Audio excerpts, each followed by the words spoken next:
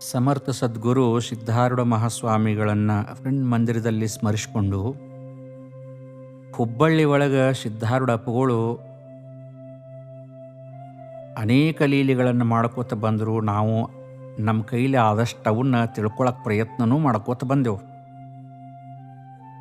ಸಿದ್ಧಾರೂಢ ಅಪ್ಪಗಳು ಏನು ಮಾಡ್ತಿದ್ರು ಅಂತಂದ್ರೆ ಎಲ್ಲ ಭಕ್ತರನ್ನು ಕೂಡಿಸಿಕೊಂಡು ಕೈಲಾಸ ಮಂಟಪದೊಳಗೆ ತಮ್ಮ ಪ್ರವಚನವನ್ನು ಮಾಡ್ತಿದ್ರು. ಸಿದ್ಧಾರೂಢ ಅಪ್ಪಗಳು ಬರೀ ಪ್ರವಚನ ಅಲ್ಲ, ಆತ್ಮಾನಾತ್ಮ ವಿವೇಚನೆಯನ್ನು ಮಾಡಕ್ಕೆ ಹಚ್ತಿದ್ರು ಅವ್ರು. ಅದರ ಅರ್ಥ ಏನಂದ್ರೆ, ನನ್ನ ಮನುಷ್ಯನೊಳಗೆ ಇದ್ದಿದ್ದನ್ನು ನಿಮಗೆ ಹೇಳೋದು, ನಿಮ್ಮ ಮನುಷ್ಯನೊಳಗೆ ಇದ್ದಿದ್ದನ್ನು ನಾ ಕೇಳೋದು, ಇಬ್ಬರೂ ಆತ್ಮಾನಾತ್ಮ ಚಿಂತನೆಯನ್ನು ಮಾಡಿ ಇಬ್ಬರ ಮನುಷ್ಯನೊಳಗೂ ಇದ್ದಂತಹ ಸಂಶಯವನ್ನು ನಿವಾರಣೆ ಮಾಡ್ಕೊಳ್ಳೋದು. ಆವಾಗ ಹಿಂಗೆ ನಡೆದಾಗ ಎಲ್ಲ ಭಕ್ತರು ಏನು ಮಾಡ್ತಿದ್ರು ಅಂದ್ರೆ, ಏನಾರ ಅವ್ರ ಪ್ರವಚನ ಹೇಳಿದ ಮೇಲಾಗಲಿ, ಅವರ ಶಾಸ್ತ್ರ ಮುಗಿದ ಮೇಲಾಗಲಿ ಏನಾರ ಕೆಲವೊಂದು ಸಂಶಯಗಳು ಇದ್ದುಪ್ಪ ಅಂದ್ರೆ ಅವನ್ನ ಸಿದ್ಧಾರೂಢರಿಗೆ ಪ್ರಶ್ನೆ ಮಾಡಿ ಕೇಳ್ತಿದ್ರು. ಅವ್ರು ಕೇಳಿ ತಮ್ಮ ಸಂಶಯವನ್ನು ನಿವಾರಣೆ ಮಾಡ್ಕೊಳ್ತಿದ್ರಪ್ಪ, ನೀವು ಪ್ರವಚನ ಹೇಳುವಾಗ ಹಿಂಗೆ ಹೇಳಿದ್ರಲ್ಲ, ಇದರ ಅರ್ಥ ಏನು, ಇದರ ಅರ್ಥ ಏನಂತ ಹೇಳ್ಕಾರ ಎಲ್ಲರೂ ಅನೇಕ ಮಂದಿ ಆತ್ಮಚಿಂತನೆಯನ್ನು ನಡೆಸಿ ಅವ್ರನ್ನ ಪ್ರಶ್ನೆ ಕೇಳಿ ಉತ್ತರ ಪಡ್ಕೊಂಡು ತೃಪ್ತಿ ಪಡ್ಕೋತಿದ್ರು. ಹಂಗೆ ಮಠದಾಗಿದ್ದಂಥ ಒಬ್ಬವ ಅನೇಕ ದಿವಸ ಅವ್ರ ಸೇವಾ ಮಾಡಿದ್ದ. ಅವ ಒಂದು ದಿವಸ ಸಿದ್ಧಾರೂಢ ಅಪ್ಪಗಳಿಗೆ ಕೇಳಿದ ಏನಂತಂದ್ರೆ, ಯಪ್ಪ ವೈರಾಗ್ಯ ಅಂದ್ರೆ ಏನು ಅಂತ ಕೇಳಿದ.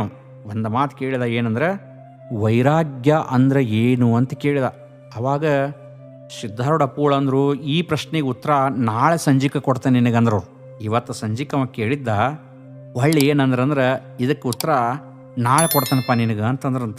ಅವಾಗ ಭಕ್ತ ಮಠದಾಗ ಇರ್ತಿದ್ದ ವಿಚಾರ ಮಾಡಿದವ ಏನಂತಂದ್ರೆ, ಪ್ರತಿಯೊಂದು ಪ್ರಶ್ನೆಗೂ ಸಹಿತ ಪ್ರತಿಯೊಬ್ಬ ಭಕ್ತರಿಗೂ ಸಹಿತ ಸಿದ್ಧಾರೂಢ ಅಪ್ಪಗಳು ಆಗ ಒಂದು ಕ್ಷಣದೊಳಗೆ ಉತ್ತರ ಕೊಡ್ತಾರ. ಅಂಥದ್ರೊಳಗೆ ನಾಳೆ ನಿನಗೆ ಉತ್ತರ ಕೊಡ್ತಾನೆ ಅಂತ ಅಂದ್ರಲ್ಲ, ವೈರಾಗ್ಯ ಅಂದ್ರೆ ಏನಂತ ಹೇಳಿ ಕರಿತಿರ್ಕು, ನಿನಗೆ ನಾಳೆ ಉತ್ತರ ಕೊಡ್ತೇನೆ ಅಂದ್ರಲ್ಲ, ಅದನ್ನ ವಿಚಾರ ಮಾಡ್ಕೊಂತ ಮಲ್ಕೊಂಡ. ಬೆಳಗಾತು, ಬೆಳಗ್ಗೆ ಮಠದಾಗಿನ ಶಿವ ಎಲ್ಲ ಮಾಡಿದ. ಸಂಜಿಕ ಮತ್ತು ಪ್ರವಚನ ಚಾಲು ಆತು ಕೈಲಾಸ ಮಂಟಪದೊಳಗೆ. ಆವಾಗ ಸಿದ್ಧಾರೂಢ ಅಪ್ಪಗಳು ಆ ಭಕ್ತನ ಎಬಸಿದ್ರಂತ, ಅಲ್ಲಪ್ಪ ಮತ್ತು ನಿನ್ನೆ ವೈರಾಗ್ಯ ಅಂದ್ರೆ ಏನು ಅಂತ ಹೇಳಿಕಾರ ನೀ ಕೇಳಿದ್ದಲ್ಲ, ಆ ಪ್ರಶ್ನೆಗೆ ಇವತ್ತು ಉತ್ತರ ಕೊಡುವಂಥ ಟೈಮ್ ಬಂದೈತಿ. ಅಲ್ಲೊಬ್ಬ ಏನಾಗಿತ್ತಂತಂದ್ರೆ, ಉತ್ತರ ಭಾರತದೊಳಗೆ ಒಬ್ಬ ರಾಜ. ಆ ರಾಜಾಗ ವೈರಾಗ್ಯ ಹುಟ್ಟಿತ್ತು ಮನುಷ್ಯನೊಳಗೆ. ಅವ ತಿಳ್ಕೊಂಡಿದ್ದ ಏನಂದ್ರೆ, ನಾವು ಗಳಿಸಿದಂತಹ ಸಂಪತ್ತಾಗಲಿ, ನಮ್ಮ ಹಂತಕ್ಕಿರುವಂತಹ ದುಡ್ಡಾಗಲಿ, ನಮ್ಮ ತಂದೆ ತಾಯಿಗಳಾಗಲಿ, ನಮ್ಮ ಹೆಂಡರು ಮಕ್ಕಳಾಗಲಿ, ನಮ್ಮ ಬಂಧು ಬಳಗಾಗಲಿ ಯಾವುದರಿಂದನೂ ಸಹಿತ ನಿಜವಾದಂಥ ಸುಖ ಇಲ್ಲ. ಈ ಸಂಸಾರನ ನಶ್ವರ ಐತಿ ಅಂತ ಹೇಳಿಕಾರ ಅವ ಏನು ಮಾಡಿದ್ದಾರೆ, ಮನುಷ್ಯನೊಳಗನ ವೈರಾಗ್ಯವನ್ನು ತಾಳಿ ತನ್ನ ಆಸ್ತಿ ಅಂತಸ್ತನ್ನು, ತನ್ನ ರಾಜ್ಯವನ್ನು ತನ್ನ ಹೆಂಡತಿ ಮಕ್ಕಳಿಗೆ ತಾನು ನಂಬಿದವರಿಗೆ ಬರೆದು ಕೊಟ್ಟ ಏನು ಮಾಡಿದ್ದ ಅಂದ್ರೆ, ಮೈಮೇಲಿನ ಅರಿವಿ ಸಹಿತ ತೆಗೆದ ಬರೇ ಒಂದು ಕಂಬಳಿ ಮೈಮೇಲೆ ಹೊತ್ಕೊಂಡು ಅಡ್ಡಾಡಕತ್ತಿದ್ದ. ಅವ ಅವತ್ತು ಎಲ್ಲಿ ಬಂದಿದ್ದ ಅಂದ್ರೆ ಸಿದ್ಧಾರೂಢರ ಮಠಕ್ಕೆ ಬಂದಿದ್ದ. ಕೈಲಾಸ ಮಂಟಪದೊಳಗೆ ಕಂಬಳಿ ಹೊತ್ಕೊಂಡು ಮೂಲ್ಯಾಗ ನಿಂತಿದ್ದ.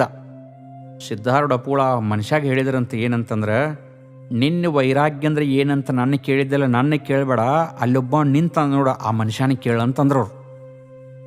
ಆತಂತ ಹೇಳಿಕಾರ ಅವ ಹೋದವ ನೋಡ, ಆ ಮನುಷ್ಯಾಗ ನಮಸ್ಕಾರ ಮಾಡಿದ. ಅವ ರಾಜ ವಿಚಿತ್ರ ಆತ, ಅವ ನಂದೇನು ಪರಿಚಯ ಇಲ್ಲ, ಕೂನಿಲ್ಲ, ಇವೇನು ಮಾಡಕ್ತಾನ, ನನಗೆ ಯಾಕೆ ನಮಸ್ಕಾರ ಮಾಡಿದ ಅಂತೇಳಿ ಏನಂತ ಕೇಳಿದ ರಾಜ. ಇಲ್ಲ, ನಿನ್ನೆ ಸಿದ್ಧಾರೂಢ ಅಪ್ಪಗಳಿಗೆ ವೈರಾಗ್ಯ ಅಂದ್ರೆ ಏನು ಅಂತ ಹೇಳಿಕಾರ ನಾ ಕೇಳಿದ್ದೆ, ಆವಾಗ ನಾಳೆ ನಿನಗೆ ಸಂಜೆಗೆ ಹೇಳ್ತೀನಿ ಅಂತೇಳಿ ಸಿದ್ಧಾರೂಢ ಅಪ್ಪಗಳು ಅಂದಿದ್ರು.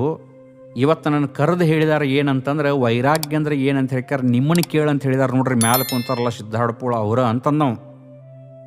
ಅಷ್ಟು ಅನುಗುಡ್ದನೆ ಆ ರಾಜನ ಕಣ್ಣಾಗ ನೀರು ಹೊಂಟು ಅಂತ. ಅವ ಏನಂದಂದ್ರೆ, ನಾ ಇಷ್ಟೆಲ್ಲ ವೈರಾಗ್ಯವನ್ನು ತಾಳಿದ್ರೂ ಸಹಿತ ನಂದು ಇನ್ನೂ ಏನೋ ಕಡಿಮೆ ಐತಿ ಕಾಣಿಸ್ತೈತೆ ನಿಂದ್ರೆ ಅಂತ ಹೇಳಿಕಾರ ತಿಳಿದು ಅವ ಏನು ಮಾಡಿಬಿಟ್ಟ ಅಂದ್ರೆ, ತನ್ನ ಮೈಮೇಲೇನು ಹೊತ್ಕೊಂಡಿದ್ದಲ್ಲ ಕಂಬಳಿ, ಅದನ್ನು ಸಹಿತ ತೆಗೆದು ಚೆಲ್ಲಿ ನಡ್ಕೊಂತ ಮುಂದೆ ದಾಟಿ ಹೋಗಿಬಿಟ್ಟಂತ ಮಠ ಬಿಟ್ಟ. ಆವಾಗ ಹೊಳ್ಳಿ ಬಂದ ಸಿದ್ಧಾರೂಢರಿಗೆ ಅವ